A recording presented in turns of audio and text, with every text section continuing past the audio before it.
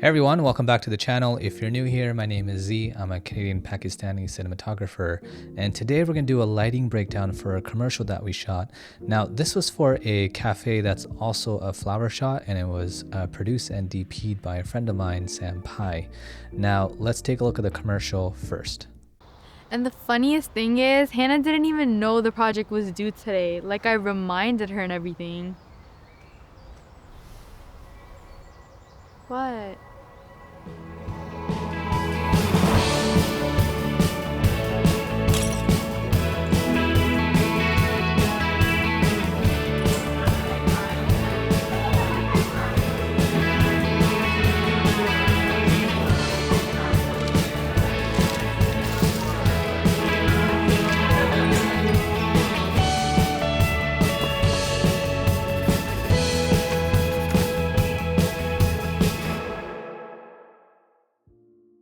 Okay, so I hope you enjoyed that. Now, we're not going to be going through all of the shots, but I did pick 3 for us to go through. The first of which is actually the opening shot where we have both the talents sitting on the park bench. Now, before I get into lighting, I do just want to quickly go over what camera and lens we were using. Now, for this commercial, we're using the Blackmagic 6K Pro. And for the lenses, we paired that with the Dieselfilm Vespid lenses. Absolutely beautiful lenses, very popular. And for this particular shot, we're using the 21mm lens, which is about a 33mm equivalent on a full frame. Now let's get into lighting. So first up, let's take a look at the talent here. You can see on the talent's face that we have a key light on the left-hand side, and on the right-hand side we have the shadow side.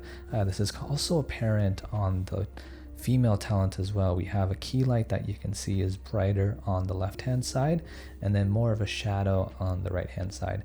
Now it is quite subtle, and that was the look that we were going for. It's not a very high contrast look, so you do need to keep in mind the tone and the vibe of your video and light accordingly. Okay, so on this particular day, it was an overcast day, which means you're going to get some very flat lighting. Now, to combat the outdoor natural light, you do need a light that's quite powerful. So for this particular shot, we were using the Godox F600 Bi, and that's a 4x4 panel that's 600 watts. So quite a bit of output that we're getting, and we did need it. And we needed it particularly because in front of the 600 Bi, we put a 6x6 magic cloth. Now, why did we use the magic cloth? Well, we wanted to make sure that we were getting a very soft light that was coming in. We didn't want it too harsh. So we used that magic cloth just to help soften that light up that's hitting both of our talents from the key side. Now, we did have the light set to about 5600 Kelvin, and we were using it at 100%. So the magic cloth itself does make you lose quite a bit in output. I believe it's about 2.5 stops. So it's important to make sure you have a light that's powerful enough to combat that loss of light that you're going to have. The next thing that we did is that we added a bunch of negative fill on this side, and that was to help create the contrast in the shot. So again, this is giving you all of this shadow on the right hand side of both of the talents. And that's pretty much everything that we had. It wasn't super complicated by any means, and that's not the look that we were going for. It's very important to make sure that you know what look you're going for and light accordingly. Sometimes it is quite simple as just one light and some negative fill, and that's exactly what we did in this one. Okay, so the next shot that we have here is our florist handing over the flowers to our talent. If we take a look at this shot, it looks like it's a very sunny day. You have these harsh shadows that are spilling from right to left. But in fact, it actually wasn't sunny that day. As I mentioned, it was a cloudy day, and it even rained a few times throughout the day. So to create this look, what we did is that just off camera right here, we have a window. And on that window, we have a light pointing inwards and shooting this into the store. So for that, to create this look, we used the Godox 1200 Bi. We had that set to about 3200 Kelvin at 30%. And just to help make this look a little bit more realistic, we also had a Cucoloris that we were using. And essentially that Cucoloris is breaking up that light and just softening it a bit so it's not as harsh and it doesn't look like it's coming from one giant source. So again, it just helps break up that light, makes it look a little bit more like sunshine. Now, when you have one main source, it can often look a bit sourcey. We did have one other light that we're using on the key side just to help fill in some of the shadows. And again, that was the F600 Bi that we had put here.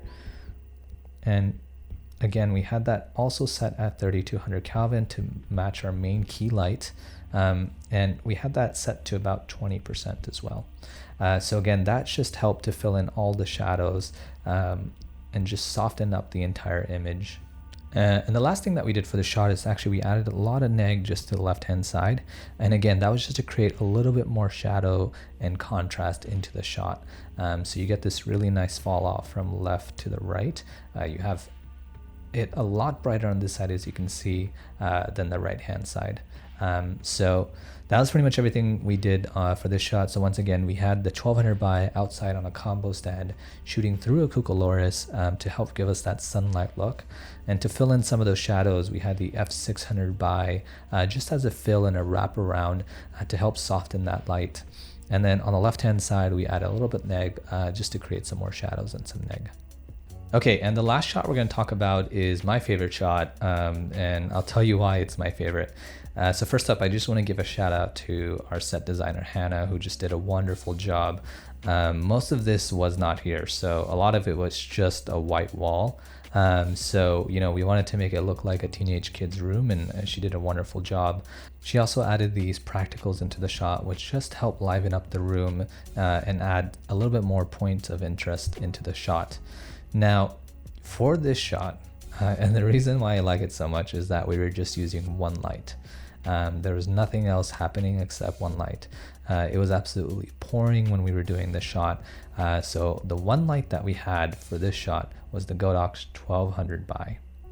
And we had that outside with the Cucoloris. And again, we're using that Cucoloris just to break up that light. So it just scatters into the room a little bit more and doesn't look so sourcey. And that's the only light that we use for this shot. We had some very nice bounce back happening throughout the carpet here, and also this orange here, which gave this nice soft look on our Talon's face. And that's it. That's all we used. And big shout out to Sam, who kept it very simple for the shot because it looks absolutely beautiful. And when you have good set design and you have good talent, you don't need to overcomplicate things. So you can keep it very simple, which is exactly what this shot did here. We just had the 1200 by outside coming in, and that was it. Those are all the shots I kind of wanted to go through today. I hope you learned something today. We do have some more coming as well. So if you like this video, please subscribe and hit that like button. Thank you so much. See you on the next one.